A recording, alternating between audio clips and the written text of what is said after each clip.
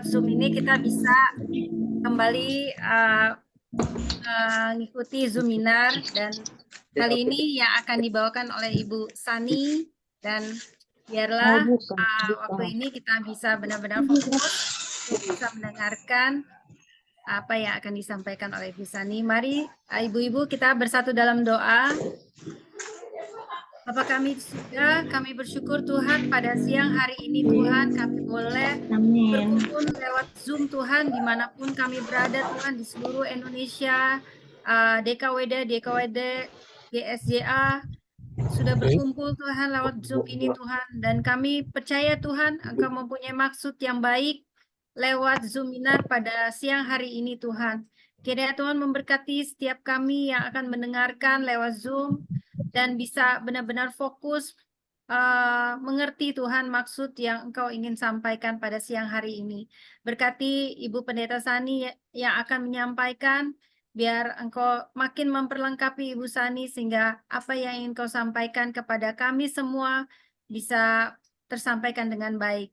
Terima kasih Tuhan, berkati juga jaringan internet dimanapun kami berada sehingga kami bisa mengikuti Zoom ini tanpa mengalami kendala apapun. Terima kasih Tuhan, kami serahkan waktu dan tempat ini Tuhan, hanya di dalam nama Tuhan Yesus kami sudah berdoa bersyukur. Haleluya. Amin. Oke, salam semuanya. Ibu Sani saya belum lihat. Sudah ada, Bu Sani. Oke. Ya. Shalom, Bu Sani. Haleluya. Oke, Apa waktu dan kabar, tempat saya ibu-ibu serahkan. sekalian? Ya. Iya, thank you. Ya, rambut saya dipotong pendek, ini nenek gaul. Keren, Puji keren. Tuhan ya. Amin, puji Tuhan. Senang sekali ketemu ibu-ibu lagi, walaupun ketemunya lewat udara, gitu ya.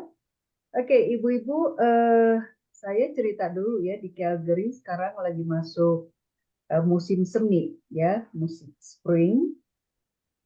Setelah kira-kira 6 bulan lah ketutup salju gitu. Biasanya di negara barat itu kalau musim kan dibagi 4 ya, ada spring, summer, fall, dan winter. Jadi kurang-kurang lebih setiap musim itu masing-masing 3 bulan gitu. Tapi di Calgary ini beda, ya dia musim dinginnya tuh lebih lama, ya jadi bisa sampai 6 bulan musim dinginnya. Puji Tuhan sekarang matahari udah makin banyak gitu. Calgary ini lebih dingin, lebih lama winternya daripada daerah lain di Kanada, yaitu berita dari Calgary. Ya, saya tunggu kedatangan ibu-ibu ke sini. Saudara, hari ini saya akan bicara mengenai servant leadership. Saya coba share screen, nanti kalau ada masalah Ibu Lili akan bantu saya. Dan kalau misalnya ada sesuatu yang mau disampaikan, misalnya udah time out gitu ya, tolong kasih tahu lewat speaker, karena saya nggak akan pernah baca chat kalau lagi sharing ya. Oke.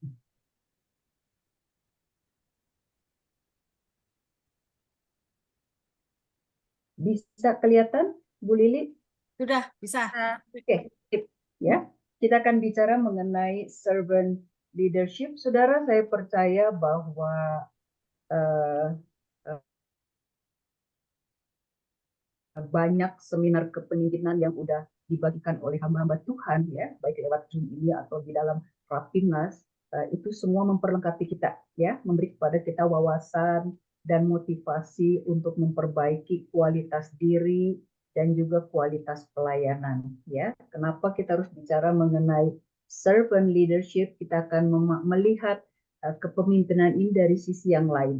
Saudara ya, bahan mengenai leadership ini sangat luas ya, tapi saya berusaha untuk memadatkan secukupnya 45 menit, nanti menjelang 5 menit selesai 45 menitnya. Tolong saya dikasih info, kalau enggak saya kebablasan 2 jam ya. Oke. Apa sih yang dimaksud dengan servant leadership? Ya. Udah ganti slide belum Bu Lili? Yes, ya. Oke. Sudah, Ibu. Secara umum ya, leadership itu, kepemimpinan adalah kemampuan untuk menginspirasi atau mempengaruhi orang lain ke arah tujuan si pemimpin, ya, secara umum. Dan juga yang kedua yang sama pentingnya yaitu membuat orang lain mengikuti Anda. Nah, ini konsep kepemimpinan sekuler, saudara, ya, secara umum yang kita juga beberapa poin di dalam konsep kepemimpinan umum ini kita bisa terima dan kita bisa terapkan di dalam pelayanan. Nah, saudara, banyak orang suka untuk menjadi yang terdepan, ya. Orang suka untuk dihormati orang suka untuk menjadi pusat perhatian. Dan memang kita juga nggak keberatan disebut sebagai hamba Tuhan, betul ya ibu-ibu ya? Kita nggak keberatan, kita so happy disebut sebagai hamba Tuhan. Tapi apakah kita juga tidak keberatan untuk diperlakukan seperti hamba gitu, saudara? Itu masalahnya, ya. Jadi saya mau kita sama-sama melihat apa yang Yesus ajarkan mengenai kepemimpinan hamba ini, ya. Saya baca ya ibu-ibu ya. Tetapi Yesus memanggil mereka lalu berkata, "Kamu tahu bahwa pemerintah-pemerintah bangsa-bangsa memerintah rakyatnya dengan tangan besi dan pembesar-pembesar menjalankan kuasanya dengan keras atas mereka. Tidaklah demikian di antara kamu. Barang siapa ingin menjadi besar di antara kamu, hendaklah ia menjadi pelayan. Dan barang siapa ingin menjadi terkemuka di antara kamu, hendaklah ia menjadi hambamu.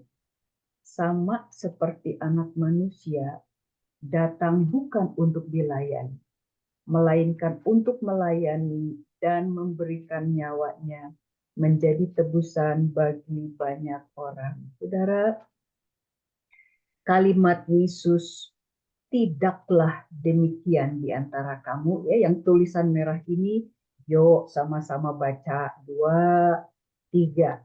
Tidaklah demikian di antara kamu, ya. Kalimat ini harus menjadi perhatian kita, saudara, ya.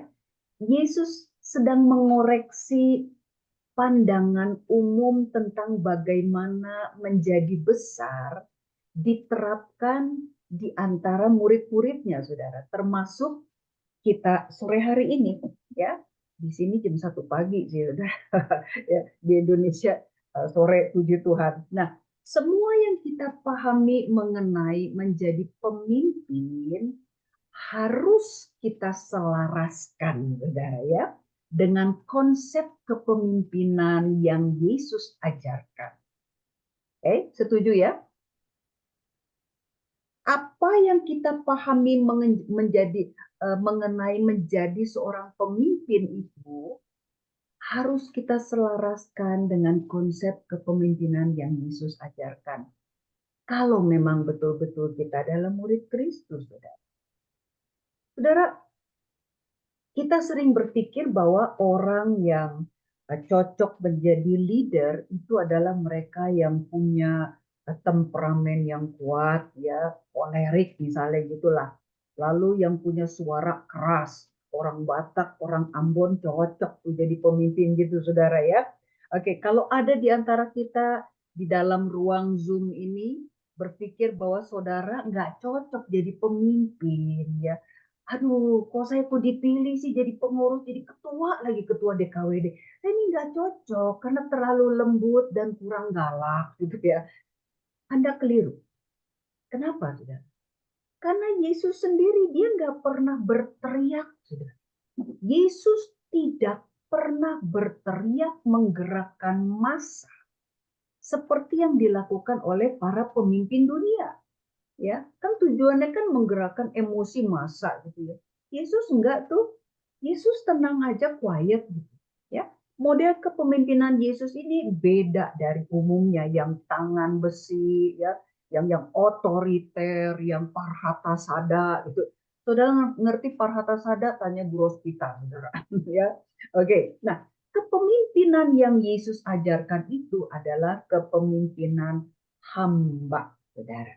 Ya, sama-sama bilang kepemimpinan hamba. Ya, servant leadership. Apa sih kepemimpinan hamba itu? Kepemimpinan hamba adalah seni memberdayakan orang lain, mempengaruhi orang lain melalui apa? Penggerakan massa, saudara, suara keras, melalui keteladanan, melalui menolong orang lain, ya, untuk bertumbuh dan menjadi dewasa. Itulah servant leadership itu, saudara. Bicara mengenai keteladanan dan menolong orang lain, saudara lihat bahwa di dalam servant, definisi dari servant leadership ini sama sekali nggak ada unsur yang membesarkan saya, ya. Seperti halnya di dalam definisi leadership secara umum, juga nggak ada unsur saya. Tapi justru apa yang bisa kita lakukan untuk membesarkan orang lain, gitu, saudara, ya. Seorang pemimpin Kristen itu nggak berdiri di puncak sendirian, gitu ya, untuk menjadi pusat perhatian, enggak, saudara, ya, tapi dia menolong orang lain untuk naik ke tempat yang sama tanpa merasa takut disaingi, gitu, saudara. Halo, Nah, Nang. saya berharap ya pengurus kaum wanita GSJA dimanapun saudara ditempatkan Tuhan akan copy and paste ya apa yang Yesus ajarkan ini. Amin, saudara, ya. Nah, siang ini coba kita periksa hati kita masing-masing, saudara. Apakah ada pelayanan yang saudara banggakan, tapi kemudian Tuhan minta saudara untuk membawa orang lain ke sana? Ini mengandung konsekuensi, saudara. Ya. Saudara siap nggak dengan hal itu? Membesarkan orang lain. Yesus bilang gini, saudara.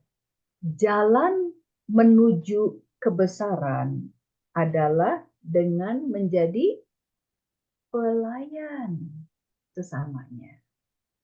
Jalan menuju kebesaran justru dengan menjadi pelayan bagi sesamanya. Nah, ini tentu aja kontradiksi, saudara, ya, dengan pengajaran sekuler yang lebih mengedepankan eksklusivitas dari pemimpin, gitu, saudara. Ya, biasanya pemimpin-pemimpin tertinggi itu diumpamakan seperti eagle, ya, raja wali. Raja wali itu senang sendirian, gitu, saudara. Dia sendiri di situ. Sedangkan burung-burung marginal lainnya, gitu ya, lebih suka bergerombol, gitu. Makanya ini kemudian disimbolkan pemimpin-pemimpin besar itu cenderung untuk sendiri, gitu, saudara. Tapi pemimpin Kristen itu turun gunung, saudara. Dan tidak keberatan diperlakukan seperti hamba. Orang-orang yang biasa melayani. Dan saya lihat begitulah ciri dari hamba-hamba Tuhan GSJA, saudara. Amin, saudara, ya. Low profile semua. Ya, bobotnya luar biasa, tapi rendah hatinya uji giling pendeta-pendeta GSJA, ya. Puji Tuhan. Saudara, saya mengutip tulisan dari Gordon Selfridge, ya. Ini haknya ini bukan Haji, saudara, tapi Harry, ya. Dia membangun sebuah departemen store paling besar di dunia, ya, di London pada masanya, dan dia mencapai suksesnya dengan menjadi pemimpin, bukan bos, ya. Dan Gordon ini kemudian membedakan kedua tipe eksekutif ini, ya. Are you a boss or a leader? Apakah Anda bos atau pemimpin? Kalau bos itu menggerakkan anak buah, ya, sedangkan pemimpin melatih mereka. Itu bedanya. Lalu bos bergantung pada otoritas, pemimpin pada itikat baik. Ya, bos itu hanya akan dihormati waktu dia menjabat, saudara. Karena memang ya pegangannya adalah otoritas. Saya adalah pemimpin yang dipilih, saya ditetapkan gitu, saudara. Tapi pemimpin itu akan menerima penghormatan seumur hidup dia karena nature kepemimpinannya itu ada di dalam dia. Bukan karena otoritas, bukan karena dia dipilih menjadi ketua. Enggak, saudara. Ya, tapi ada sesuatu di dalam dia yang sulit dijelaskan dengan kata-kata yang layak menerima rasa hormat selamanya ini. Ya, lalu bos membangkitkan rasa takut, pemimpin membangkitkan antusiasme. Ya, kalau kita dekat sama pemimpin, kita semangat gitu, saudara ya. Nah, bos akan berkata saya, aku. Tapi pemimpin berkata kita. Bos mencari kambing hitam atas kerusakan yang terjadi, pemimpin memperbaiki kerusakan. Ya, kalau bos ini dia berusaha yang diperbaiki itu, ini siapa lagi yang bisa disalahin ya? Oh ini salah Bu Lili, oh ini salah Ibu Gio, oh ini salah Bu Emi. Ya, siapa lagi yang bisa diperbaiki? Apa? Kita punya reason lah, alasan gitu yang dicari-cari gitu. Sedangkan pemimpin itu dia nggak banyak ngomong. Pokoknya ada kerusakan di situ kayak sniper gitu. Dia perbaiki kerusakan itu, ya nggak banyak ngomong gitu, ya. Nah, bos tahu bagaimana hal itu dilakukan. Pemimpin menunjukkan bagaimana caranya. Pemimpin memastikan bahwa orang lain juga bisa menguasai pekerjaan itu. Dia nggak sembunyikan gitu ya. Kalau bos, dia simpan sendiri. Anak buahnya biar tetap jadi anak buah yang bego gitu. Ya. Lalu kemudian bos akan berkata pergi. Sedangkan pemimpin akan berkata mari kita pergi. Gitu, saudara, beda ya. Ini ada bonding, ada ikatan emosional ya antara pemimpin dengan orang yang dipimpin. Nah, sore ini gimana, saudara? Saudara ada di mana? Apakah saudara bos atau saudara pemimpin? Ya, ada sebuah riset dari The Research Institute of America yang mengenai persyaratan bagi mereka yang melatih orang lain. Kita kan melatih orang lain kan, ya, di jemaat kita masing-masing, di daerah kita masing-masing, saudara, maupun pengurus nasional dimanapun kita berada, kita ini melatih orang lain. Ya, saya tahu saya sedang berhadapan dengan orang-orang hebat sore hari ini. Ini adalah persyaratan, saudara, ya, bagi mereka yang terpanggil untuk melatih orang lain. Yang pertama harus ada keinginan untuk mengajar, tentu aja gitu, saudara. Ya, kesediaan untuk membagi ilmu, rela dipakai untuk membesarkan orang lain, itu poin yang sangat penting ya untuk seorang pemimpin. Lalu yang kedua adalah pengetahuan tentang subjeknya. Ya kan kita mengajarkan firman Allah. Ya silakan saudara apa namanya mendalami firman Allah itu. Saya ingat suatu ketika ada orang bercerita kepada saya ya, dia ngajar di sebuah sekolah dan sebelum dia ngajar, ini kepala sekolah udah wanti-wanti dia. Ibu jangan ngajar tentang agama-agama lain. Kebetulan ibu ini dia mau ngajar pelajaran agama gitu, saudara. Nah, terus gitu ibu-ibu ini yang baru mau belajar kan bingung gitu, maksudnya apa Pak Kepala Sekolah. Lalu Kepala Sekolah ini cerita, ada seorang guru agama lain, ya guru agama Kristen yang lain, yang hampir dilempar bangku oleh muridnya. Gara-gara ibu Kristen ini, ibu guru agama Kristen ini menceritakan kejelekan agama-agama lain di kelasnya yang beragam agamanya gitu.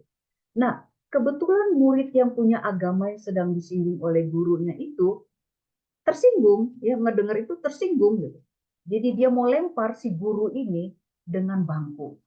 Lalu kepala sekolah ini waktu dia kasih tahu ke guru yang baru ini untuk nggak menyinggung agama-agama lain, guru baru ini bilang begini, saudara. Saya nggak tahu, saya nggak terlalu paham tahu tentang agama-agama lain, Pak. Tapi saya pastikan bahwa saya mengenal baik Yesus saya dan itulah yang akan saya ceritakan. Nah, gitu saudara, ya. Jadi apa yang kita tahu, kita akan bagikan saudara dengan penuh keyakinan, ya, dengan kekuatan Roh Kudus. Tapi apa yang kita kurang paham, jangan paksakan diri kita untuk berbicara, saudara. Nanti kita akan masuk di dalam kesusahan yang nggak perlu, gitu, saudara ya. Oke, lalu berikutnya juga kemampuan untuk berkomunikasi ini merupakan salah satu persyaratan ya bagi mereka yang mau melatih orang lain. Cara menyampaikan, saudara akan menentukan apakah pesan yang saudara sampaikan itu bisa diterima dengan baik atau enggak gitu saudara. Ya, jadi pastikan bahwa kita menyampaikannya dengan baik. Kalau saudara ingat Musa dan Harun, ya, Musa ini dapat banyak dari Tuhan. Tapi dia kesulitan mengekspresikannya di dalam bentuk verbal, kata-kata kepada orang lain. Ya, dia Musa bilang dia ini seorang yang petah lidah gitu, nggak pinter ngomong. Makanya kemudian Tuhan kirim juru bicara ya jubir buat Musa, yaitu Harun, abangnya sendiri. Ya, tapi kemudian setelah Musa bergaul dengan bangsa Israel, ya lama kelamaan Musa sendiri yang berbicara gitu ya. Jadi nggak diperlukan Harun lagi. Tapi awalnya Musa memerlukan Harun untuk menyampaikan pesan-pesan Tuhan supaya sampai ke sasaran yang tepat gitu saudara ya. Lalu berikutnya tentu diperlukan kesabaran ya. Tiap orang punya cara penerimaan yang berbeda saudara. Ada yang cepat tanggap ya, ada juga yang lamban. Jadi bersabarlah saudara ya. Lalu yang berikutnya sense of humor ya. Ini selera humor ini sangat menolong pengajar juga orang-orang yang kita ajar untuk lebih rileks saudara. Pada waktu kita dalam keadaan rileks ya, orang lebih senang bisa mendengarkan dan menangkap, menyerap lebih banyak gitu sudah. Saya ingat cerita waktu anak saya dia kerja ya di suatu tempat gitu di suatu kantor. Setiap hari Senin selalu dia ngalamin yang namanya morning sickness, saudara. Setiap hari Senin dia pusing kepalanya ya, dia rasa demam gitu. Dia kan harus masuk kantor kan, dia stres duluan gitu. Kenapa?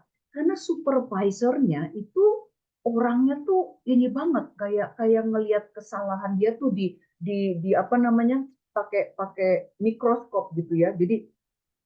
Jadi semakin dia ditunjuk kesalahannya, semakin ditekan-tekan, anak saya tuh makin makin gugup dan justru makin gugupnya dia bikin dia makin salah, bikin banyak salah, bikin dia makin stres gitu, saudara.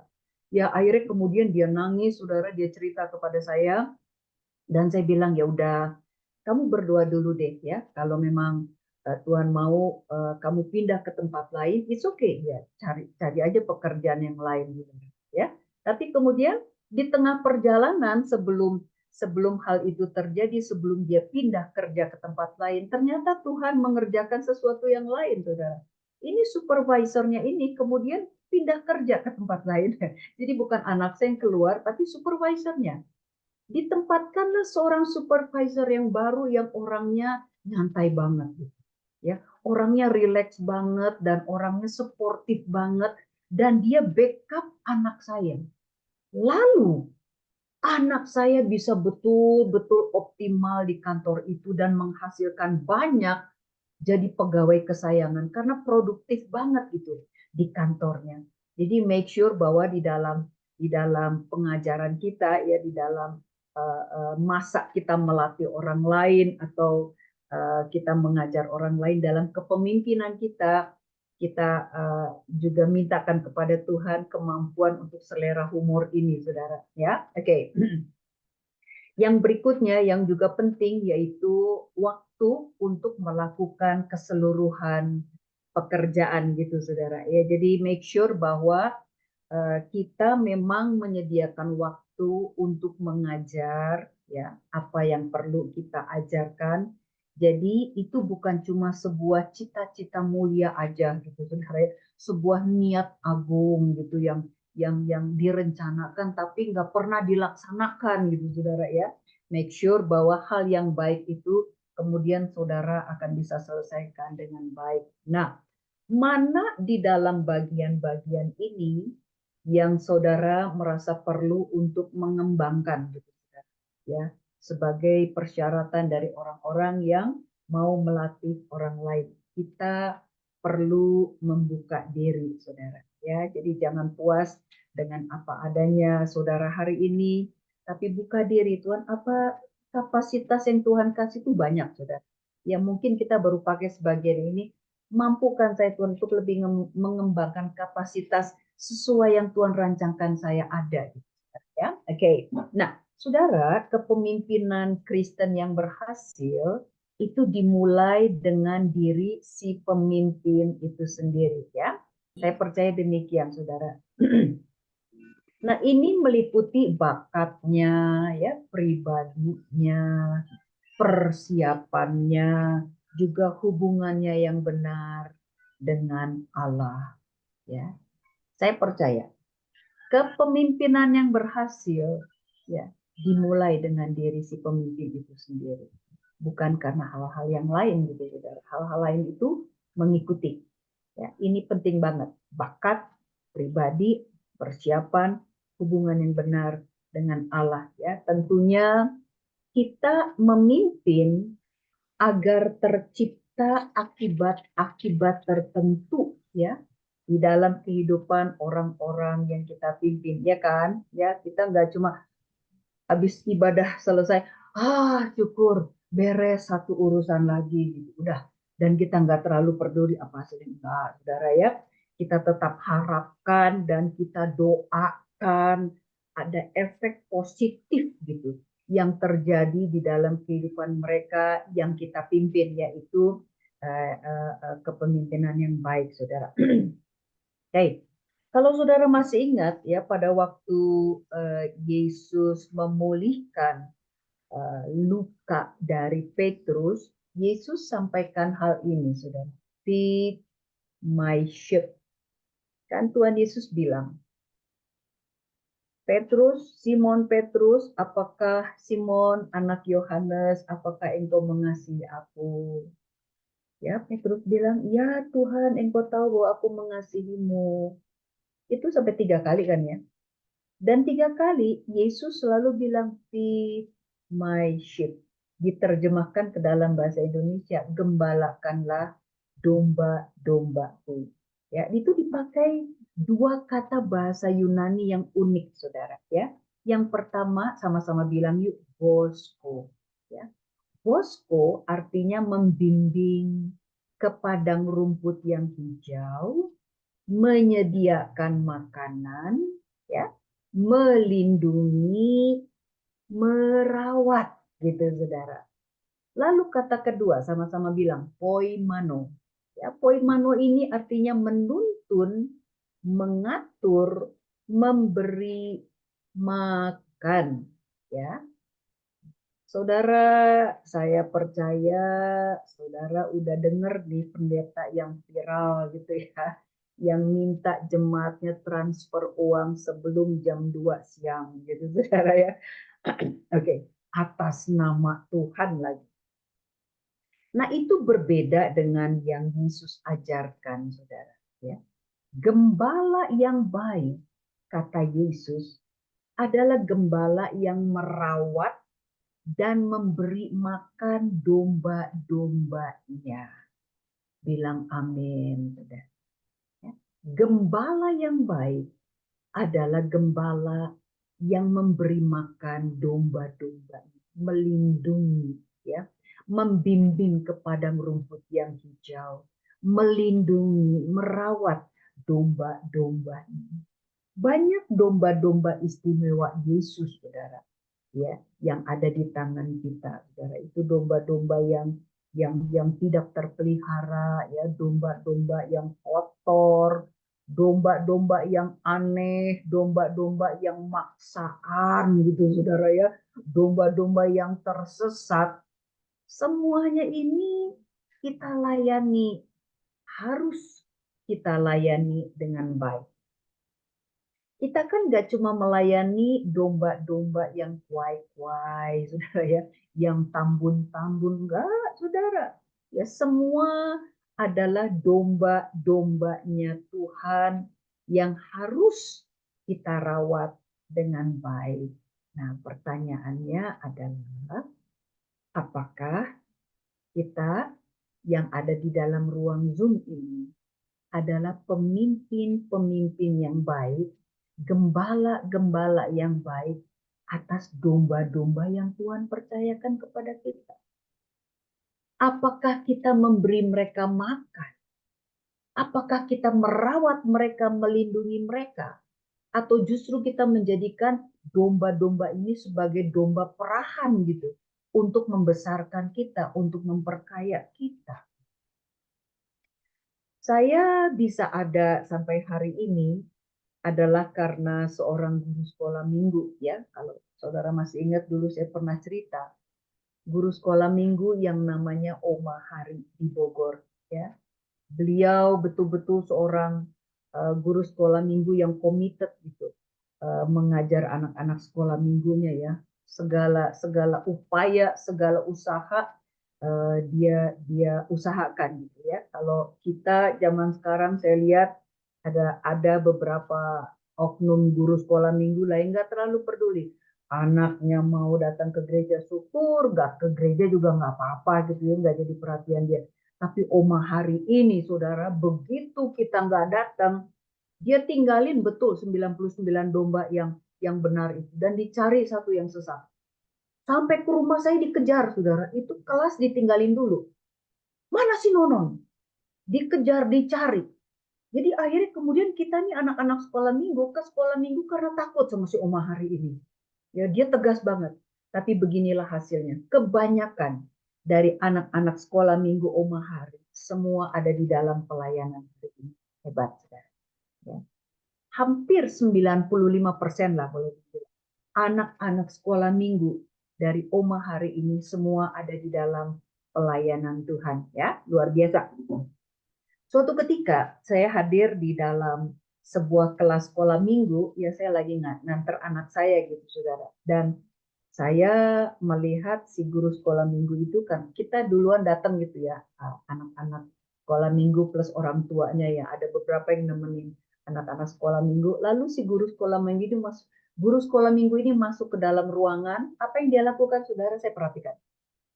Dia buka lokernya.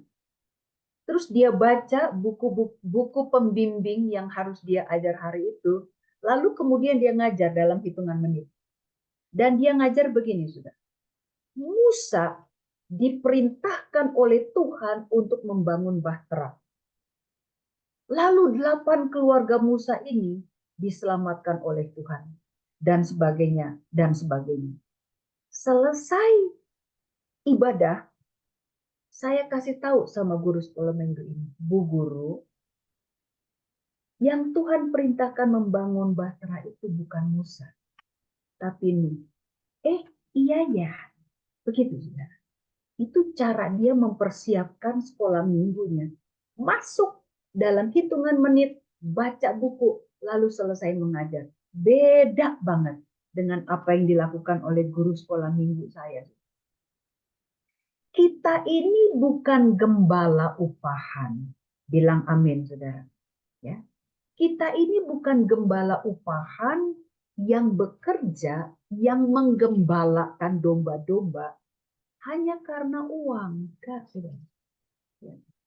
Tapi harus ada keinginan yang kuat di dalam kita untuk menanamkan benih-benih baik di dalam orang-orang yang kita pimpin, ya, yang Tuhan percayakan kepada saudara-saudara. Dan tanpa saudara sadari, saudara sedang mempersiapkan pemimpin-pemimpin masa depan. Saudara, kita lihat ya, ada beberapa faktor yang perlu diperhatikan berkaitan dengan pemimpin, saudara. Ya, yang pertama, pemimpin dan kepribadiannya. Maksudnya adalah kerohanian sang pemimpin, ya, si pemimpin dan kerohanian si pemimpin itu sendiri. Kepribadian yang alkitabiah Definisi sederhananya nih saudara ya, adalah kepribadian yang dipenuhi prinsip-prinsip Alkitab. Amin, saudara ya. Ini kepribadian yang Alkitabiah. Okay? Mungkin gayanya gaya gaul gitu, tapi kehidupannya itu sangat Alkitabiah. Jadi kita nggak bisa judge orang dari cara berpakaiannya, ya, oh itu soleh, ini nggak soleh. Bukan, saudara. Tapi gimana kepribadiannya ini dipenuhi dengan prinsip-prinsip Alkitab atau enggak, gitu, saudara ya. Pikiran kita harus diisi dengan kebenaran firman Tuhan. Hati kita diinspirasi oleh kasih firman Tuhan. Kesadaran kita dibuat peka oleh hukum-hukum Allah, ya. Kehendak kita diserahkan kepada anugerahnya, gitu saudara. Ya. Pemimpin rohani adalah orang yang gemar firman Tuhan, saudara. Ya. Sehingga kemudian hidupnya ini sangat dipengaruhi oleh firman Tuhan. Yes. Dari cara berbicara dia, dari keputusan-keputusan yang dia buat, ya, dari pengaruhnya kepada orang-orang lain, kita bisa rasa bahwa orang ini memang hidup bergaul erat dengan firman Tuhan atau tidak, gitu, saudara. Ya. Kenapa Daud yang seorang gembala domba itu bisa menang perang melawan Goliat, seorang prajurit profesionalnya bangsa Filistin, saudara. Karena Daud nggak kenal Goliat. Daud cuma kenal Allah Israel aja. Jadi keseharian Daud itu dipenuhi dengan kehadiran dari Allah Israel. Beda dengan tentara-tentara Israel. Tentara-tentara Israel setiap hari ngelihatnya cuma Goliat gitu, saudara. Ya. Mereka nggak ngelihat Allah Israel. Beda sama Daud ya. Berbalik 180 derajat banget tuh. Beda fokus, beda hasil. Saudara udah tahu kan hasil akhirnya. Nah, kalau saudara pengen tahu rahasia ya dari strategi pelayanan yang berhasil, ini saudara. Spend more time with God. Halo para pemimpin, spend more time with God. Ya. Luangkan lebih banyak waktu bersama Allah daripada dengan hal-hal yang lain. Sekarang banyak sekali distraksi yang berusaha untuk mengalihkan pandangan kita dari Allah atau dari Alkitab. Banyak ya, medsos, handphone itu salah satu benda yang berbahaya. Biar kita tetap fokus kepada Allah. Nah, waktu kita fokus kepada Allah, kita akan mengalami kepenuhan Allah. Ya, seperti Daud. Lalu Goliat besar di dalam pelayanan itu menjadi bukan apa-apa buat kita. Kenapa? Karena fokus saudara bukan kepada Goliatnya, tapi kepada Allah, Allah saudara yang besar, ya, Allah Israel. Saudara mau mengalami kemenangan nggak di dalam pelayanan saudara? Spend more time with God. Ya, ini efeknya kemana-mana nih saudara. Ya, sendirian saudara dengan Tuhan, sendirian saudara dengan Tuhan di tempat yang rahasia, itu efeknya merambat kemana-mana, saudara. Ya, ada sebuah dongeng orang Persia, saudara, tentang tanah liat. Namanya dongeng ya. Ini tanah liatnya ini wangi banget ya. Oh, dia berbau harum nih tanah liat. Waktu ditanya, halo tanah liat, kamu kok berbau harum sih, wangi banget. Lalu si tanah liat ini bilang, tentu saja, karena saya selalu hidup dekat dengan bunga mawar. Iya, saudara ya. Karena saya selalu dekat dengan bunga mawar. Nah, Seorang hamba Tuhan lain ya yang namanya Henry Drummond, dia cerita tentang ada seorang pemudi yang karakter pribadinya tuh excellent banget gitu, saudara. Ya, orang bertanya-tanya apa sih rahasia dari karakternya yang bagus ini. Suatu ketika pemudi ini meninggal dan mereka menemukan kayak loket gitu ya, kalung yang ada bunderannya waktu dibuka, ya orang orang expect ya berharap akan menemukan foto kekasihnya gitu. Tapi ternyata mereka nggak dapat foto kekasihnya waktu mereka buka. Cuma ada tulisannya gini saudara, dia yang tidak kelihatan, kasihilah dia. Nah ini yang menjadi rahasia dari roh kasihnya saudara. Ya, doa dan waktu pribadi dengan Allah adalah rahasia utama menuju sebuah kehidupan yang suci. Nggak ada jalan lain saudara. Waktu saudara sendirian dengan Tuhan di tempat yang rahasia, saudara sendirian jangan di kamar mandi ya, saudara kan ketok-ketok. Ya, cari tempat yang saudara bisa memang sendirian. Kalau perlu saudara announce dulu ya kepada anggota keluarga, jam segini sampai jam segini saya nggak bisa diganggu karena saya sedang kongko dengan Tuhan, saya sedang pacaran dengan Yesus. Kasih tahu, jadi mereka juga yang di rumah nggak akan ganggu saudara. Ya, ini tempat-tempat tersendiri itu penting banget, saudara. Di situ waktu kita sendirian dengan Tuhan inilah Tuhan menyingkapkan siapa kita.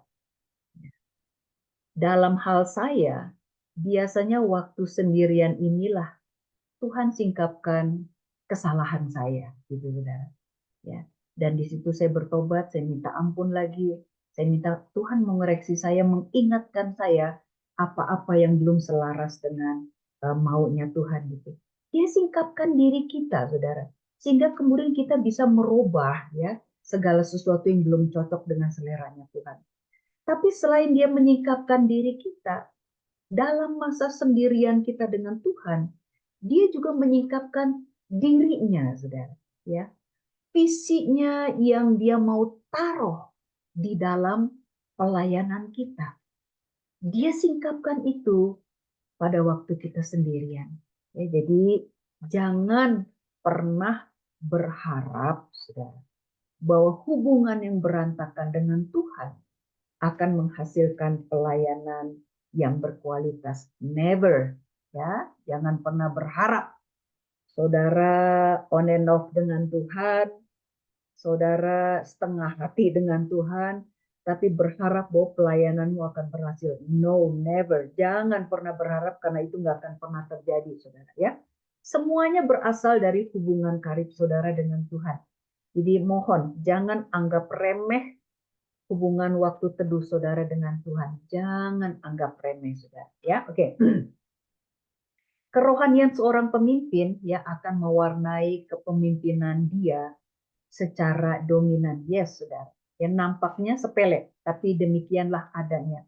Ya, kerohanian seorang pemimpin. Kalau seorang pemimpin itu punya warna hidup rohani yang baik, kepemimpinannya pun akan menjadi kepemimpinan Kristen yang baik, saudara.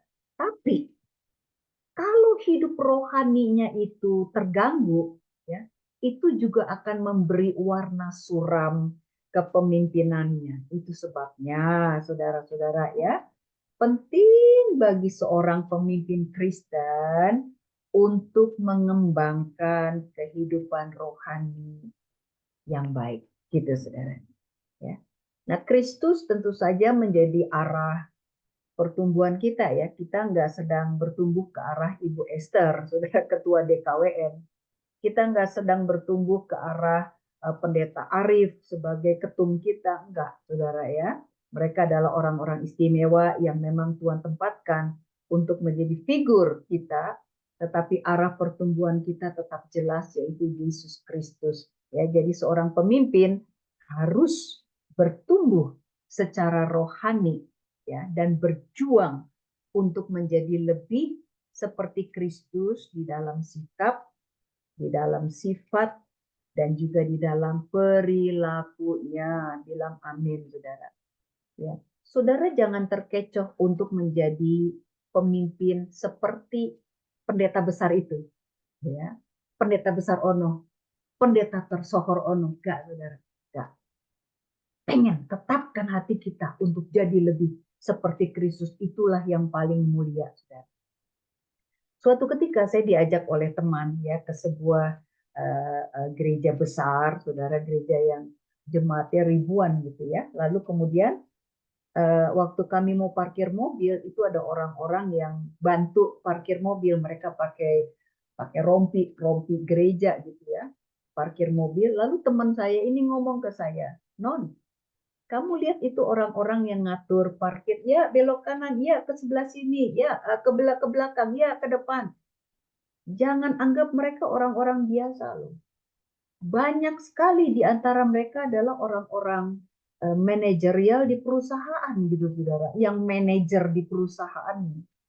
Tapi di gereja itu memang ada sistem yang harus SOP-nya gitu, saudara ya, standard operation procedure-nya.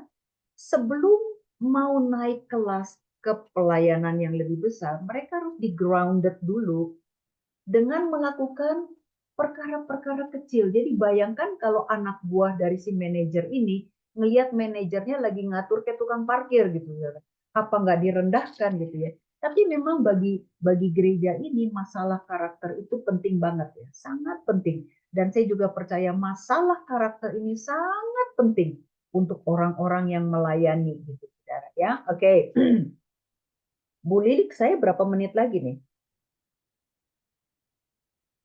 Ada sebuah renungan, yes? Masih Berapa bisa, menit? Bu, sampai Eh, sampai jam 3 aja.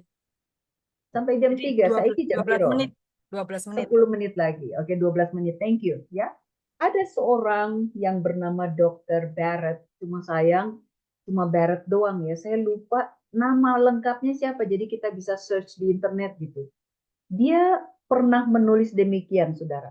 Apakah kita meninggalkan di belakang kita bau harum kemanapun kita pergi, sehingga mereka yang bernapas mencium kebaikan dan keindahan yang semerbak? Apakah tapak kaki kita ditandai dengan kebaikan, sehingga orang lain dapat melihat dan menjejaki bekas tapak kaki dan menjalaninya searah dengan tujuan saudara? Saudara, ini penting, saudara. Apa yang saudara wariskan, apa yang saudara tinggalkan ya di belakang saudara untuk orang lain tapaki gitu, menapaki jejak kaki saudara. Ya, apa yang kita tinggalkan di belakang kita? Ini penting, saudara ya, mengenai kita dan kepribadian kita. Oke. Nah, yang kedua yaitu sikap dan perilaku seorang pemimpin ya. Tentunya ini yang seharusnya kelihatan di dalam kehidupan seorang pemimpin. Oke, yang pertama dia harus ramah ya, namun tegas bila situasi menghendaki demikian. Oke, lalu saudara jangan bilang begini, saudara. Sorry Bu Sani, ya, saya ini bukan tipikal orang ramah seperti Ibu Lilik, ya. Ibu Lilik, DKWN sekarang ini orangnya sumringah semua, banyak senyum. Tapi saya tipikalnya dari sonohnya bukan begitu. Saya nggak bisa kayak mereka, saudara ya. Waktu saudara bilang begitu, artinya saudara sedang mengutuki diri saudara dengan mengatakan, saya nggak mungkin berubah menjadi lebih baik. Ya, nggak boleh begitu. Kita harus membuka diri kita. Kalau kita tahu itu adalah kelemahan kita, fine. Buka diri saudara. Ya, jadilah ramah, karena ini firman Tuhan. Hendaklah engkau ramah seorang terhadap yang lain. Itu firman Tuhan. Dan kita harus menghormati. Ya, seorang pemimpin adalah seorang yang ramah. Bilang amin, saudara. Ya. Namun tegas bila situasi menghendaki demikian. Lalu dia juga adalah seorang yang tabah. Ya, nggak mudah kecewa, nggak mudah putus asa. Dan dia bukan orang yang ngototan gitu ya, yang ngotot dengan pendapat sendiri, tapi dia bersedia mendengarkan, mempertimbangkan, dan menerima pandangan orang lain kalau memang pandangan orang lain itu ternyata lebih baik daripada pandangan kita gitu saudara ya. Kita nggak malu, kita nggak merasa direndahkan, kurang pamor kalau kita menerima pandangan orang lain. Lalu yang berikutnya terbuka ya. Kita terbuka namun tetap bisa dipercayai untuk menyimpan rahasia. Nah, ini penting ya para pemimpin, jangan mengkhotbahkan masalah jemaat sebagai ilustrasi khotbah ya. Jangan menjadikan masalah jemaat yang mereka konsultasikan kepada ibu-ibu itu kemudian melebar ya, dari satu orang kepada satu orang. Kita akan bilang, tapi ini rahasia ya, hanya kamu ya, jangan cerita ke yang lain. Tapi kemudian ke si A kita juga lakukan hal yang sama, ini rahasia ya, kamu jangan cerita ke orang lain. Ke si B kita juga bilang begitu, ini rahasia ya. Akhirnya seluruh gereja tahu gitu sudah. Enggak ya. Pemimpin adalah seorang yang bisa dipercayai menyimpan rahasia. Lalu berikutnya, menahan diri terhadap provokasi ya, dan nggak cepat marah. Ini penting juga. Okay?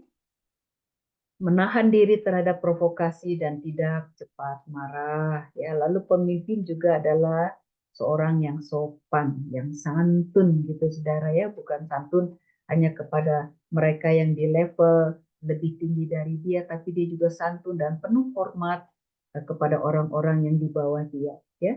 Juga adalah orang yang menghargai orang lain, memperhatikan dan memikirkan orang lain.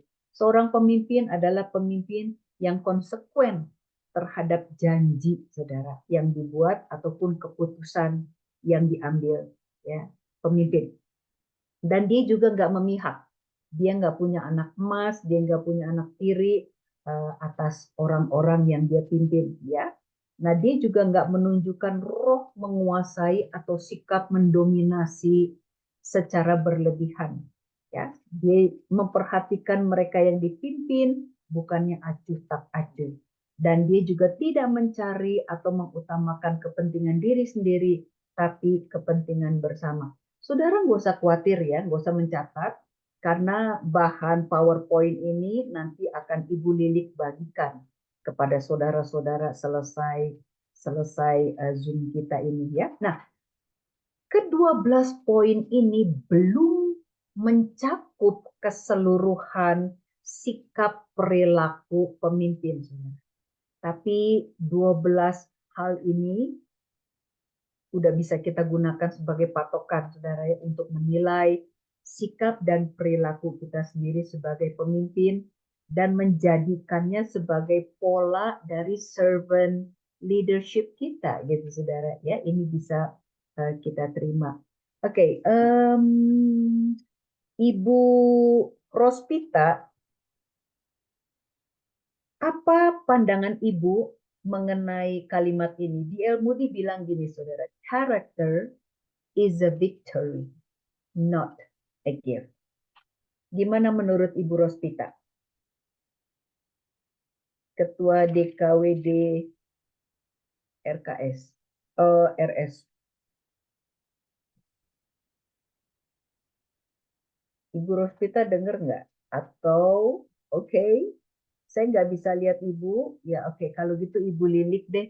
Bu Lilik, menurut Ibu Lilik, apa sih arti kalimat ini? Character is a victory, not a gift. Saya ya Bu ya. Yes. Berarti karakter itu bukan sesuatu yang dikaruniakan, tetapi harus dikejar. Jadi harus sesuatu yang dilakukan. Yes. Ya. Karakter itu adalah sesuatu yang harus saudara dan saya perjuangkan, menangkan. Ya. Karakter itu bukan pemberian Tuhan.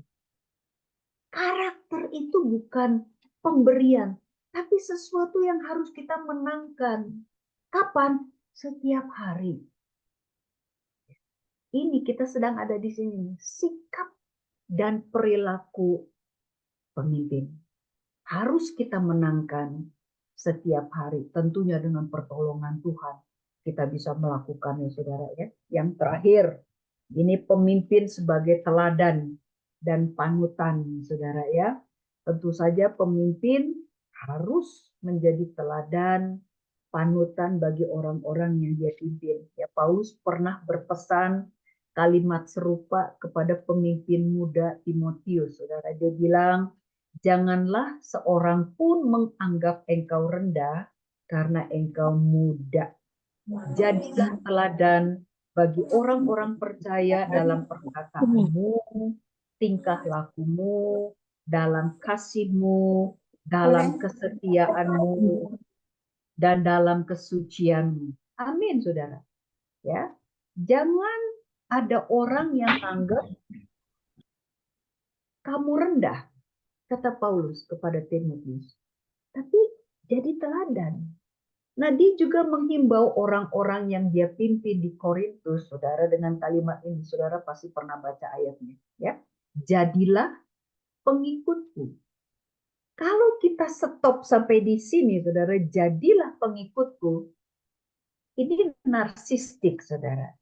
Ya, NPD, Narcissistic Personality Disorder. Nah, bukan begitu, saudara. Paulus tuh nggak stop sampai di jadilah pengikut. Tapi dia lanjutin, sama seperti aku juga menjadi pengikut Kristus. Jadi ada 3 pihak di sini, saudara. Ya, satu, kita sebagai pemimpin, lalu ada yang namanya murid, ya, orang-orang yang kita pimpin, dan Kristus yang menjadi tujuan kepemimpinan kita.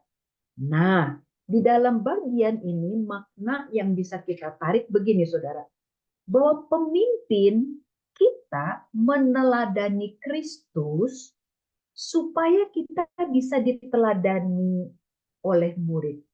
Ya, kalau kita nggak punya gambaran bahwa inilah figur yang harus saya perjuangkan, ya ini figur yang harus saya menangkan seperti itu, saudara, kita nggak akan bisa jadi teladan, memberikan teladan apa-apa kepada murid-murid kita karena kita nggak punya modal, ya.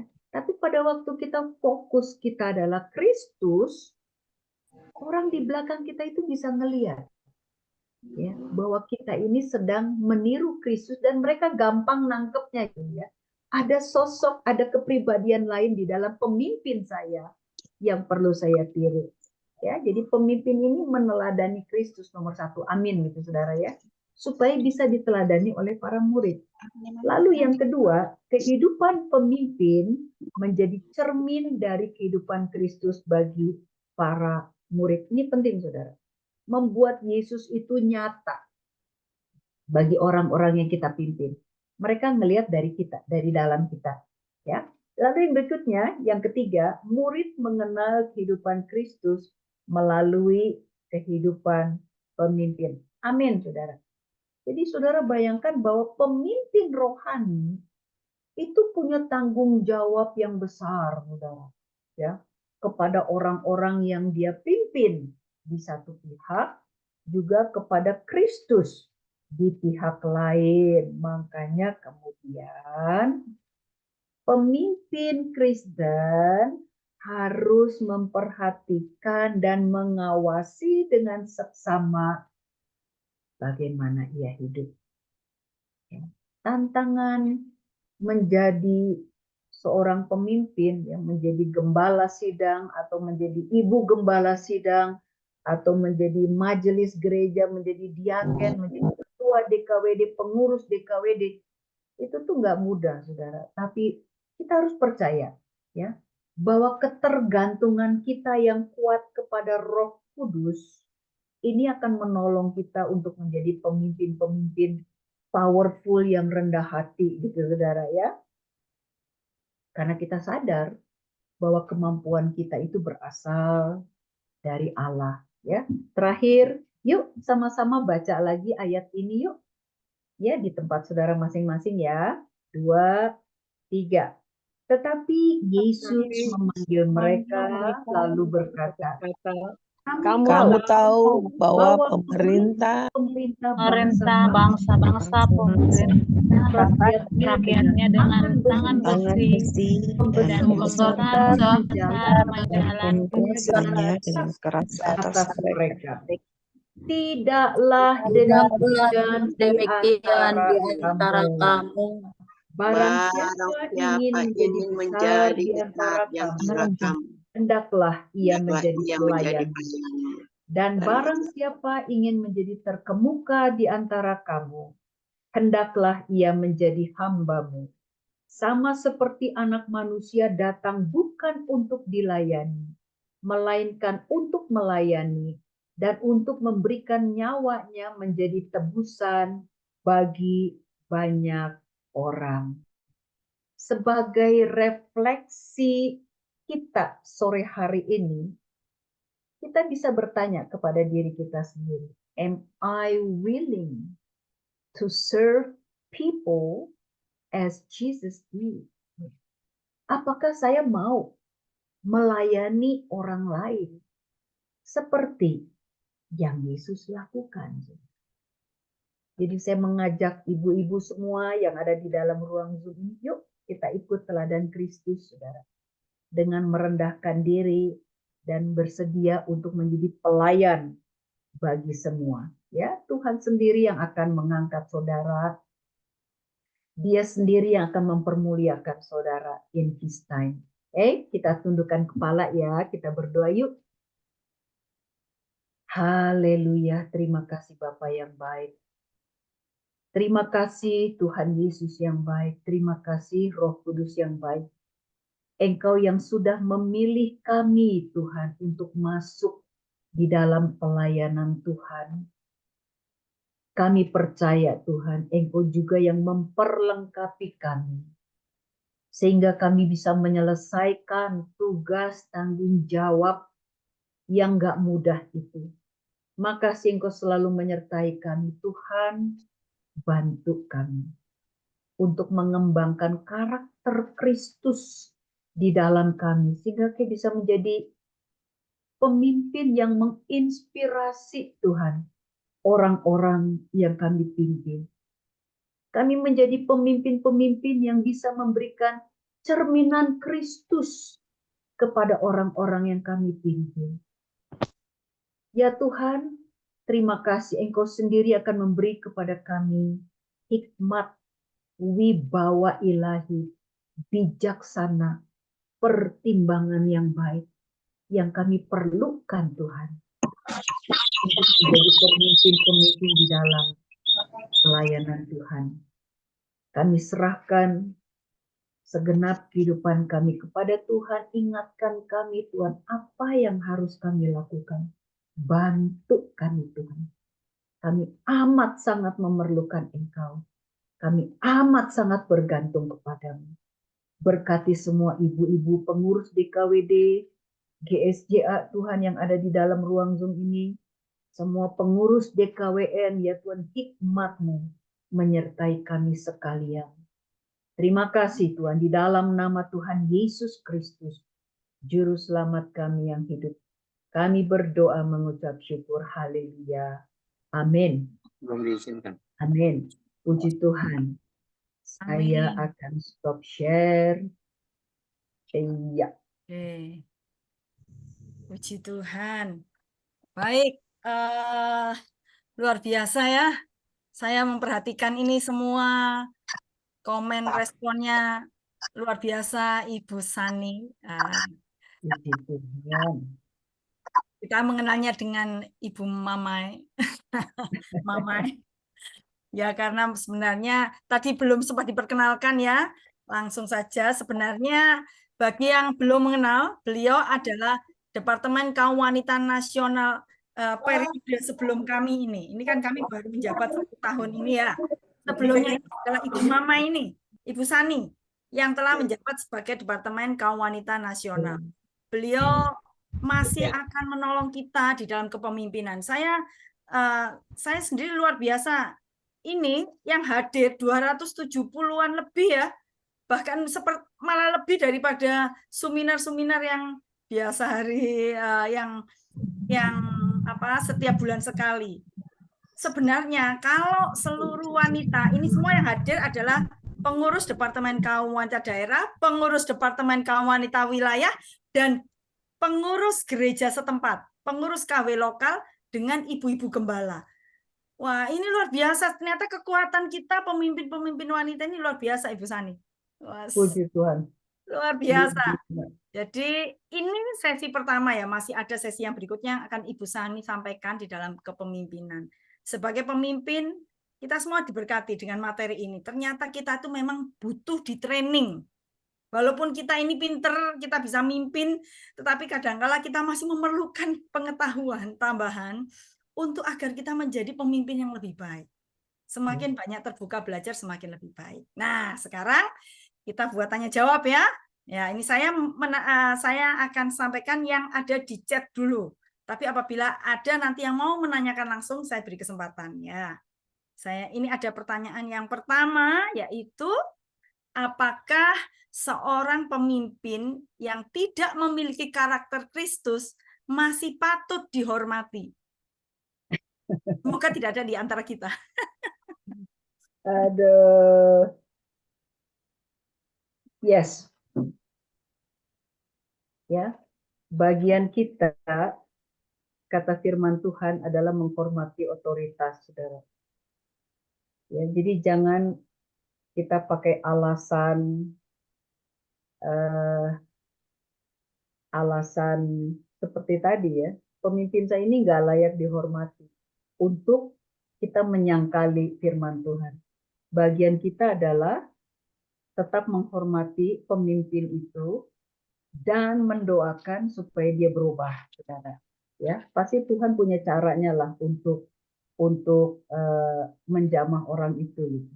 Dalam pelayanan kita kan kita lihat gimana Tuhan bisa mengubah situasi, Tuhan mengubah keadaan, Tuhan merubah orang sebagai hasil dari doa-doa yang kita naikkan. Ya, jadi bukannya against, itu bukan cara yang baik ya. Kalau memang Tuhan anggap perlu dia diturunkan, dia akan diturunkan dengan cara apapun, saudara, tanpa tangan saudara menyentuh. Tapi bagian kita sebagai seorang anak Tuhan, murid Kristus yang baik, kita menghormati otoritas.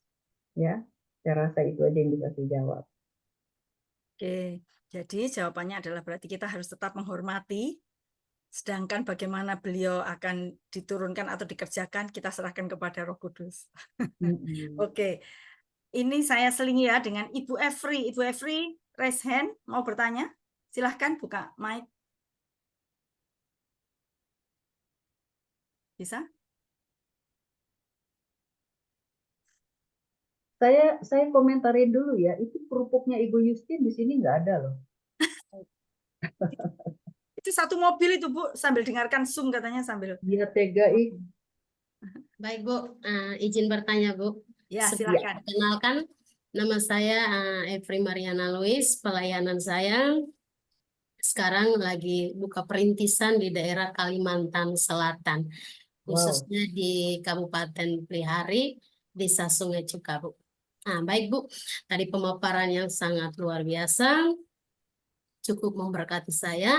Jadi intinya saya dapat mengambil kesimpulan dari materi ini adalah pelayanan pastoral, di mana kita sebagai pemimpin, gembala, kita bisa memberikan contoh atau keteladanan yang baik, yang patut untuk diberikan kepada jemaat Tuhan yang dimana Tuhan percayakan kita untuk memimpin mereka. Kalau saya mau bertanya, saya mencoba untuk memposisikan diri saya dalam dua sisi. Yang pertama, contoh seperti Musa ketika dia menciptakan seorang pemimpin baru yang punya integritas hidup yang baik, yaitu Yosua. Dan di sana Yosua juga boleh berhasil dari kepemimpinannya. Tentunya dia melihat figur pemimpin, yaitu Musa yang baik.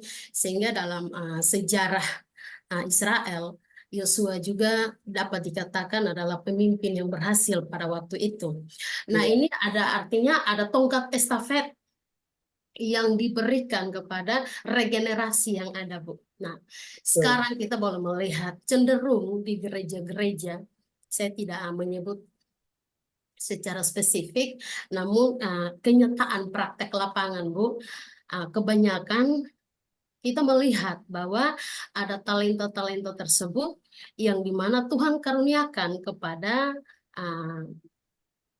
jemaat Tuhan, yang dimana kita bisa meregenerasikan mereka, tanda kutip, bukan berarti menggantikan posisi kita sebagai ibu gembala atau gembala, tetapi dalam hal-hal tertentu kita bisa menempatkan mereka di sana.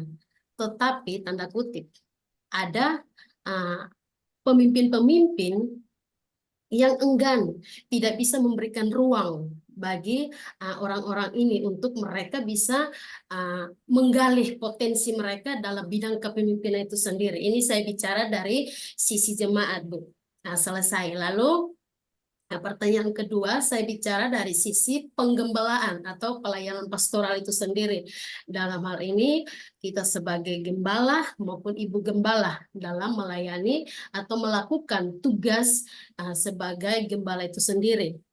Nah, ada beberapa hal yang memang seperti yang tadi pemaparan Ibu tentang sikap dan perilaku seorang pemimpin. Memang ada pepatah yang mengatakan seperti ini, Bu. Kalau seorang guru, kencing berdiri, maka seorang murid dia akan kencing berlari, seperti itu istilahnya ya. Saya tidak mau pamerkan secara luas tentang hal ini, tetapi dalam hal ini, pasti kita sebagai pemimpin kita jadi role model, ya, jadi contoh. Nah, bagaimana mungkin kita bisa jadi contoh kepada jemaat yang kita pimpin, sedangkan tanda kutip pemimpin itu sendiri atau gembala itu sendiri di dalam gereja lokal tidak bisa memberikan contoh yang baik. Yang menjadi pertanyaan saya, kira-kira dampak apa saja yang bisa terjadi di dalam pelayanan tersebut? Apakah hanya bersifat hal yang secara ruang lingkup yang sempit, ataukah bisa berdampak secara spektakuler, hal-hal yang besar yang mungkin tidak bisa kita prediksikan. Itu saja, Bu. Terima kasih, Ya. Tuhan Yesus Ya, memberkati. terima kasih untuk pertanyaan yang luar biasa ya. Ibu Evri, perintisan yang luar biasa ya. Tuhan berkati pelayanan Ibu ya. Oke, tetap semangat. Well, Ibu, tadi pertanyaan pertama Ibu Evri ini mengenai kepemimpinan di dalam gereja yang tidak memberi kesempatan kepada orang lain untuk mengembangkan talentanya ya. Ini memang menjadi salah satu kesulitan dari kepemimpinan ya. Secara umum ya, kepemimpinan secara umum memang melindungi dirinya sendiri gitu Saudara. Tetapi di dalam konsep kepemimpinan Yesus ya, leadership, servant leadership ini, justru kita ini dipanggil Tuhan untuk membesarkan orang lain gitu. Ya, jadi saya sih berharap pemimpin-pemimpin seperti ini, ya mungkin kita bisa bekali dengan pengajaran Yesus ya mengenai leadership ini. Kalau memang saudara juga merasa perlu menyampaikan pengajaran tentang servant leadership ini ke gereja saudara, saya beri kepada saudara wewenang untuk menyampaikan khotbah ya pengajaran seminar ini. Silakan, nanti Ibu Dedik akan bagi ya. Nah, itu perlu saudara-saudara ya. Jadi kita jangan takut untuk kehilangan posisi, kehilangan pamor, karena yang mengangkat kita adalah Tuhan sendiri, bukan diri kita sendiri. Ya, jadi sayang sekali kalau masih ada pemimpin-pemimpin rohani yang punya pemikiran seperti itu ya. Kita nggak tahu reasonnya, Bu Evri ya, kenapa dia nggak kasih orang-orang untuk orang-orang yang potensial untuk ngambil bagian. Apakah mungkin pemimpin ini melihat bahwa dia bukan cuma sekedar pintar, tapi juga sisi kerohaniannya juga perlu dipertimbangkan. Mungkin dia pintar misalnya main musik, Tapi si pemimpin ini tahu bahwa hidupnya tuh kacau, gitu ya, masih dalam dosa. Jadi mungkin pemimpin ini masih menahan diri untuk nggak memakai dia. Jadi reason kenapa dia nggak memakai orang ini kita nggak tahu, Bu Efri. Tapi kalau karena alasan takut tersaingi, ya kita harus bertobat. Ya, pemimpin seperti ini harus bertobat. Pelayanan ini bukan pelayanan kita, tapi pelayanan Tuhan. Yang mengangkat kita, yang menurunkan kita juga adalah Tuhan sendiri. Jadi kita nggak perlu khawatir untuk tersaingi. Ya, ingat bahwa posisi kita di dalam konsep kepemimpinan Yesus itu membesarkan orang lain. Bilang amin, saudara ya. Oke, nah jadi itu yang bisa saya jawab untuk pertanyaan pertama. Nah pertanyaan keduanya soal menjadi contoh nggak baik, dampaknya gimana? Besar, saudara. Seperti halnya ya, waktu kita punya warna kepemimpinan rohani yang baik, efeknya pun sangat besar. Begitu juga dengan contoh nggak baik. Ya, kalau kepemimpinan kita ini, hidup rohani kita ini nggak bagus, kepemimpinan kita nggak bagus, efeknya juga besar. Ya, saudara akan kehilangan kepercayaan. Saudara akan kemungkinan kehilangan jemaat. Ya, karena jemaat nggak bisa lihat figur Kristus, mereka akan cari orang lain. Dan yang lebih parah, saudara akan kehilangan Tuhan. Ya, saudara akan kehilangan anugerah Tuhan itu. Saudara akan kehilangan panggilan itu. Tuhan akan taruh panggilan itu untuk diberikan kepada orang lain yang Tuhan anggap lebih layak. Seperti halnya Saul dan Daud. Ya, Saul itu capable untuk menjadi raja. Tapi Tuhan kasih ke Daud seorang gembala domba. Gitu. Hanya karena kepemimpinan yang nggak bagus dari Saul, ya, dia nggak obey sama Tuhan kan, gitu. Jadi jangan anggap sepele. Ya, kita harus senantiasa berjuang, saudara ya, berjuang keras untuk meneladani Yesus Kristus itu, Bu Evi sayang. Ya, semoga itu menjawab. Oke. Ini masih ada kaitannya rupanya dengan begitu. Nah, ini sekarang bagaimana ini? Mungkin ada pemimpin-pemimpin wanita yang berpotensi, tapi ada orang-orang yang tidak mau memberi kepercayaan karena dia wanita. Jadi ini ada pertanyaan, apa trik-trik diri kita selaku pimpinan wanita untuk mematahkan pikiran dari banyak orang kalau wanita itu tidak punya kesanggupan untuk memimpin, mematahkan pikiran orang? Gampang. Buktiin aja bahwa saudara sanggup. Ya. Biar mereka lihat, ternyata saya salah ya, gitu kan. Ternyata dia sanggup loh. Buktikan aja. Ya, tentu aja kita membuktikannya bukan untuk kemegahan kita gitu ya, tapi Tuhan, let's do it together gitu. Supaya pelayanan ini jangan terhalang, Tuhan, ini bukan untuk kemuliaanku, tapi supaya pelayanan Tuhan itu bisa berkembang lebih luas. Let's do it together, Tuhan. Buktikan bahwa kami tuh hebat, Tuhan. Kita tuh hebat, Tuhan. Gitu, saudara. Ya, don't worry. Ya, pokoknya saudara lakukan aja yang terbaik. Yang gak usah pusing soal orang, saudara dianggap orang apa enggak. Just do it your best. Nanti Tuhan yang akan menggerakkan hati orang untuk menghormati saudara. Tuhan yang akan menggerakkan hati orang untuk menghargai saudara. Ya, itu dia. Nah, ini ada pertanyaan tentang ini yang tadi sekaligus teladan ya, saya gabungkan ya. Ada perintah jadilah pengikut, ini kalimat yang sering menjebak sebagian pemimpin karena seperti menghipnotis domba untuk ikuti teladan dalam sikap yang salah maupun benar. Jadi seolah-olah tidak ada pilihan untuk menolak sehingga tidak ada pilihan bagi domba itu untuk menolak. Jadi seakan-akan ada kesan bahwa pemimpin tidak pernah salah, pemimpin rohani. Jadi bagaimana? Kalau ikuti teladan itu kecenderungan akhirnya gitu, domba ikut aja walaupun salah, benar ikut saja, dan akhirnya jadinya seperti ikut jalan yang tidak benar padahal pemimpinnya salah gitu. Iya, makanya kita juga jadi domba jangan terlalu bego gitu ya. Harus jadi domba-domba yang cerdas gitu, yang bisa memilah mana yang bisa kita teladani, mana yang kita nggak bisa teladani. Ya kan teladan itu kan dua, ya teladan bagus, teladan nggak bagus. Teladan bagus ikuti, teladan nggak bagus jangan ikuti, itu aja. Dan saudara bisa upgrade diri saudara tanpa harus melewati puluhan tahun si pendeta itu. Misalnya gini, ada pendeta A, namanya pendeta Lilik. Pendeta Lilik ini orangnya luar biasa. Untuk saudara meniru dari pendeta Lilik, saudara nggak perlu jalani berapa puluh tahun. Sorry Bu Lilik, sekarang umurnya berapa? 57. Saudara nggak perlu tunggu 57 tahun untuk menjadi seorang Lilik. Saudara ambil aja, serap aja ilmunya Bu Lilik hari ini. Ya, itu saudara bisa terima, termasuk kesalahan orang juga. Kita bisa tangkap, kesalahan itu tuh nggak bagus. Saudara upgrade untuk diri saudara sendiri. Saya nggak boleh begitu, itu nggak bagus. Jadi tanpa orang itu sadari dengan kesalahan dia bahkan, kita tuh bisa upgrade diri kita.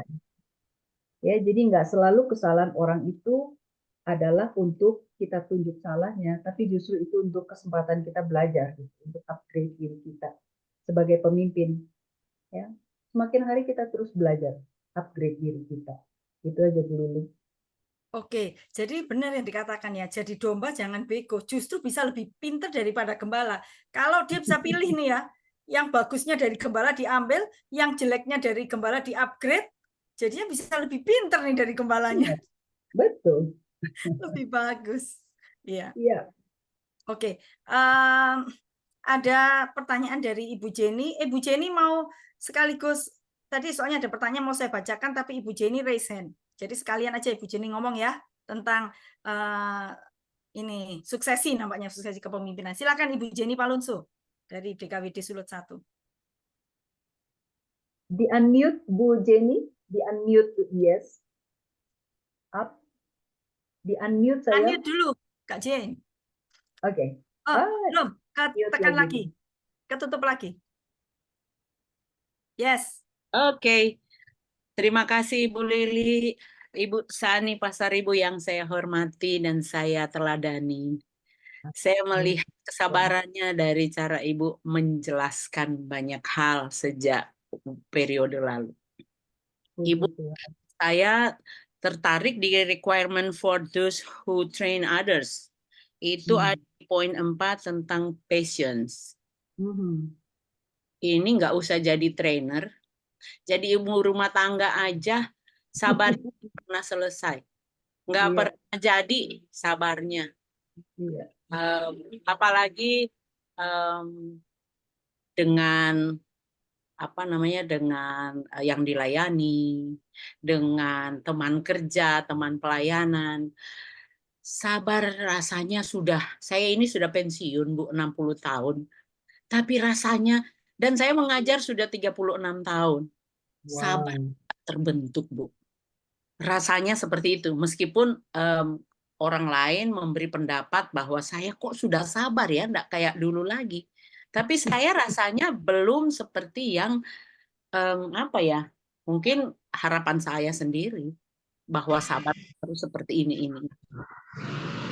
Ada trik menyadarkan saya Bu untuk paham bahwa saya sudah sabar, atau mungkin ada trik untuk agar saya bisa lebih sabar dari yang sekarang. Mungkin juga untuk yang lain. Terima kasih Bu Sani. Yoi, saya ada Bu, ada tipsnya ya. Itu dalam bahasa Inggris dibilangnya begini Bu.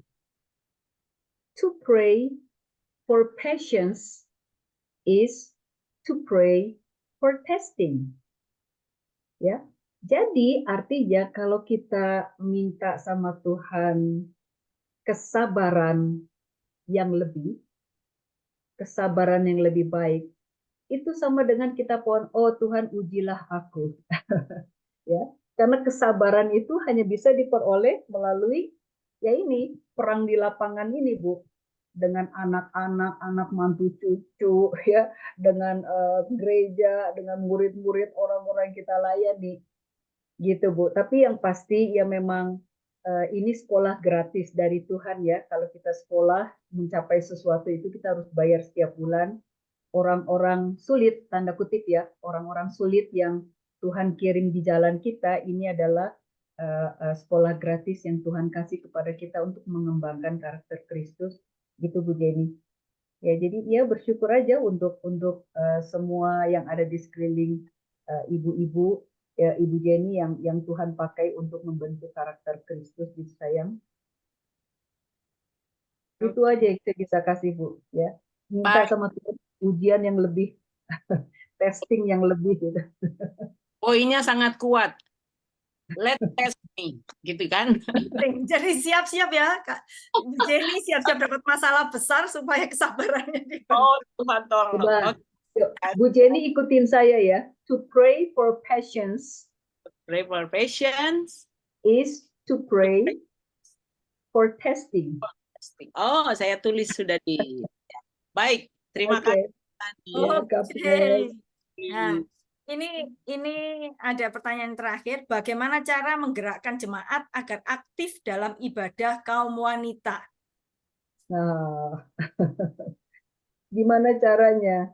Semangat itu jemaat lihat nggak ada di dalam Ibu Gembala?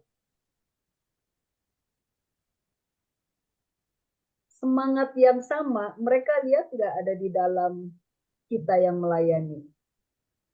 Ya, kalau kita bergairah itu akan transfer kok. Ya, jadi pertama-tama kita yang harus minta kepada Tuhan gairah itu, semangat itu, dan juga bagus ya kalau kita rata-rata kita semua pemimpin di sini kan doain satu persatu nama-nama jemaat ya supaya mereka juga digerakkan Tuhan untuk hadir, dan pendekatan pribadi itu juga penting saudara ya, satu persatu kita dekati pendekatan pribadi, dan juga kita doakan, dan juga kita kasih teladan semangat.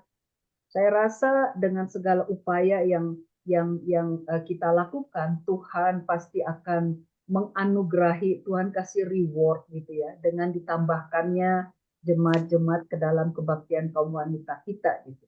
Tapi kalau kita sendiri juga cuma berkeluh kesah aja, aduh cuma sedikit, dan kita nggak lakukan hal-hal yang positif, saya rasa itu nggak akan menghasilkan apa-apa. Jadi do something yang positif gitu. Ya, oke, saya rasa itu aja, Bu Lili.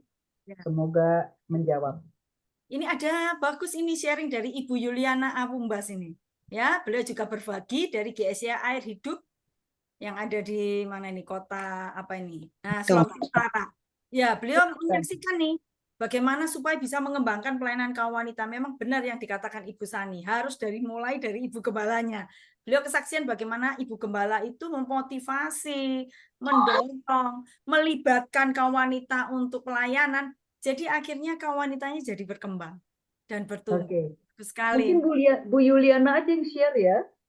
Ibu, Tulis di chat. Sudah ditulis di chatnya Ibu. Di kolom chat beliau berbagi. Nah, luar biasa ya. Menurut saya ini adalah kesaksian yang bagus.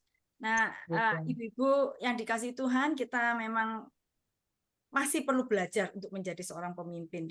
Tetapi kami percaya Tuhan yang memanggil, Tuhan pasti akan punya rencana untuk mengembangkan pelayanan kita. Ya. Sebelum terakhir Ibu Sani, bisakah Ibu Sani memberikan close statement-nya untuk kita semua ibu-ibu dan para pemimpin ini, Bu? Ini semua ibu-ibu. Ini orang-orang hebat semua ya. Oke. Closing statement saya itu sangat mendasar. Ya, seperti tadi tulisan saya, jangan pernah berharap hubungan yang berantakan dengan Tuhan akan menghasilkan pelayanan yang berkualitas. Never, ya. Jadi yang pertama-tama harus kita lakukan itu sembuhkan dulu hubungan kita dengan Tuhan, lalu kemudian yang lain akan sembuh dengan sendirinya. Ya. Sembuh dengan sendirinya, yang lain itu apa? Ya tadi masalah di dalam gereja, dengan jemaat, dengan yang semuanya akan sembuh dengan sendirinya. Jadi hubungan kita dengan Tuhan itu awal dari segala sesuatu, dan ini sangat penting. Jadi saya berharap ibu-ibu akan menjadi orang-orang yang kuat dengan Tuhan ya, dan menikmati apa yang Tuhan sudah sediakan gitu. Tuhan berkati ibu-ibu semua. Thank you. Luar biasa, masih kita ingat baik-baik ini ya, closing statement-nya. Kalau hubungan dengan Tuhan kita beres, baik, maka Tuhan akan menolong di dalam kepemimpinan kita. Luar biasa Ibu Sani, thank you banyak. Terima kasih Ibu Sani, walaupun sudah meletakkan jabatan tapi masih mencintai kita nih, para wanita, sehingga masih bersedia walaupun beliau harus bangun tengah malam. Di sana tengah malam ibu-ibu ya. Jadi makanya kita menghargai beliau yang tengah malam mau berbicara kepada kita. Nah, kita respon. Kita bersyukur dan sangat berterima kasih Ibu Sani. Jangan bosan-bosan untuk terus membantu Indonesia, wanita-wanita di Indonesia untuk berkembang. Ya, nanti kita akan menutup, nanti Ibu Emi akan sekaligus mendoakan untuk Ibu Sani. Tapi sebelumnya saya akan share ya mengenai pengumuman kita supaya menjadi perhatian untuk seluruh ibu-ibu. Mumpung di sini semua pengurus ada, semua pengurus Gerset ada, gereja setempat, saya akan sharingkan pengumuman yang ada di kaum wanita. Oke. Ya. Nih. Tadi semua pada menanyakan mengenai, sebentar saya share screen ya. Slideshow. Oke. Nah, tadi menanyakan bagaimana untuk mendapatkan, kalau materinya pasti akan dibagi ya di Departemen Kaum Wanita Daerah. Mohon para pengurus DKWD akan meneruskan ke wilayah akan meneruskan ke gereja setempat. Tapi kalau ingin mendengar suara Ibu Sani yang merdu, suaranya yang langsung, silahkan buka di YouTube. Ini ya, saya tunjukkan YouTube Wanita Terpuji GSJA. Ini. Itu subscribernya masih 275 ini. Berarti ada banyak yang belum subscribe. Subscribe dan bunyikan lonceng. Setiap ada seminar, kita pasti posting di sini. Setiap ada sesuatu, kita posting di sini. Jadi kalau saudara membunyikan lonceng, saudara akan kedengaran. Akan ada notifikasi untuk saudara. Ya, seperti yang lalu ini sudah diposting di YouTube-nya Wanita Terpuji. Silahkan melihatnya. Selanjutnya, minggu depan, seperti biasa 1 bulan sekali kita ada sesi seminar.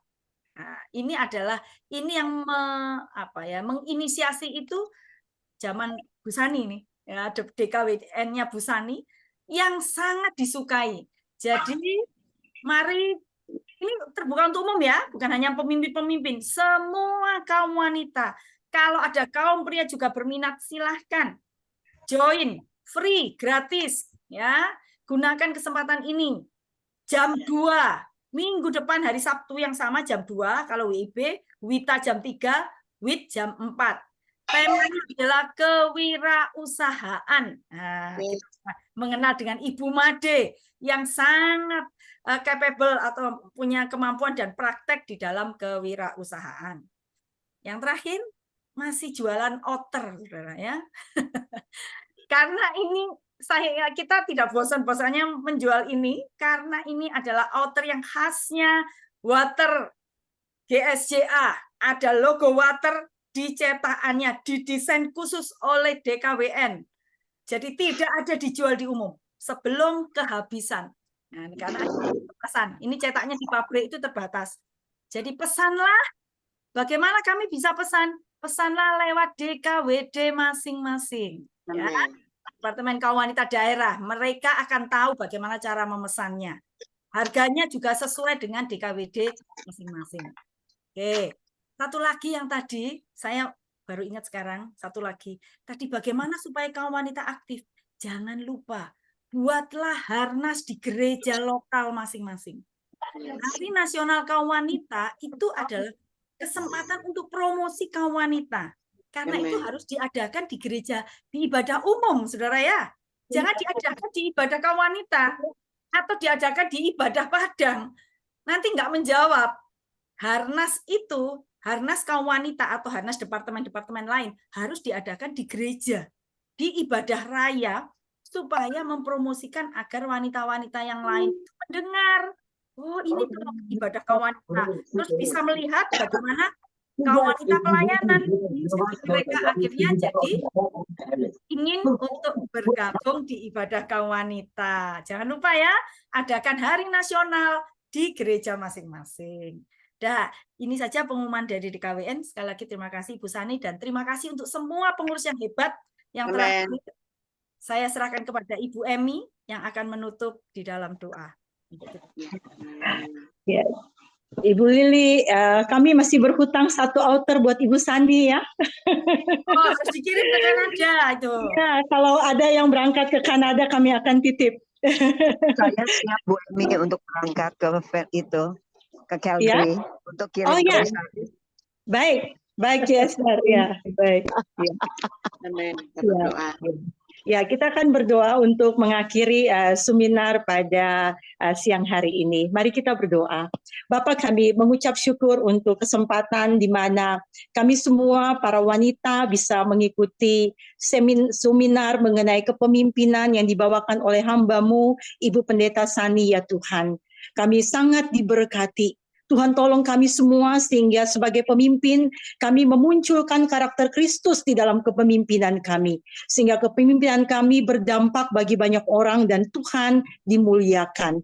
Bapak hamba-Mu berdoa untuk Ibu Pendeta Sani dalam pelayanannya di Kanada beserta suami dan juga anak, menantu dan cucu. Tuhan terus pakai hamba-Mu di sana, memberkati keluarga hamba-Mu ya Tuhan. Sehingga di dalam pelayanan-Mu, pelayanan dilakukan oleh hamba-Mu ya Tuhan, Tuhan semakin dimuliakan dan semakin membawa banyak orang datang kepada Tuhan. Sekali lagi berkat-Mu ada di atas Ibu Sani beserta keluarga.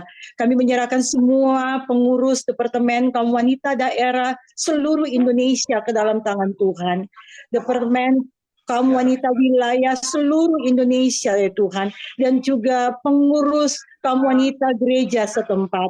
Bapak hamba-Mu berdoa di dalam kepemimpinan yang sedang diemban atau dijalani oleh hamba-hamba-Mu ini Tuhan. Kami berdoa biarlah Tuhan terus memampukan semua pemimpin yang ada. Sehingga di bawah kepemimpinan para hamba-hamba-Mu ini ya Tuhan, pelayanan khususnya kaum wanita dapat berkembang dan Tuhan dipermuliakan. Kami berdoa Tuhan biarlah roadmap atau visi daripada nasional Gereja Sidang Jemaat Allah, kami kaum wanita bisa menjadi wanita-wanita yang menyumbang sehingga visi ini bisa terlaksana. Terima kasih Bapak, kami mengucap syukur untuk seminar pada siang hari ini atau sore hari ini atas semua yang Tuhan sudah kerjakan dan Tuhan hadir di dalam setiap pembicaraan ini. Terima kasih Bapak, kami mengucap syukur dan kami mengakhiri seminar pada sore hari ini di dalam nama Tuhan Yesus Kristus. Haleluya. Kita bersama-sama katakan amin. Amin. Amin. Ibu Sani. Terima kasih Bu Sani. Kasih lagi. Esther, perlukah foto bersama? Dari rumah. Nggak perlu ya? Nggak perlu foto bersama. Ya. Tuhan berkati semuanya. Tuhan berkati. Tuhan berkati semuanya Ibu. Sampai jumpa. Sampai jumpa bulan depan. Terima kasih, Cik Nonon. Semuanya. Tuhan berkati. Lili, Berkati banyak Bu Sani, berkati Bu Pendeta Sani. Berkati semua ya. Berkati semuanya. Selamat sore. Bisa mengundang semua pengurus seperti biasa. Sampai semua pengurus bisa datang. Terima kasih untuk DKWD ya. Oke, Bu Lili. Terima kasih. Ya, bisa diakhiri Pak. Terima kasih. Ya, Tuhan berkati semuanya Ibu-ibu. Ya, baik. Dadah. Ya, Kalau mau lihat Pak Sutrisno. fotonya bisa waktu buka YouTube di bagian akhir pasti ada foto-foto ibu. Oke, terima kasih Pak Sutrisno. Terima kasih Pak Sutrisno. Pak Sutrisno. Silahkan lihat di YouTube ada foto kita. Ya. Terima kasih Bu Lili. Terima kasih. Ya, Terima kasih Pak Sutrisno. Bu Lili, terima kasih. terima kasih Clara ya. Tuhan berkati semuanya. Saya izin pamit live ya. Silahkan di end Pak Sutrisno. Sampai ketemu hari Sabtu yang akan datang bersama dengan Tuhan Yesus memberkati. Amin.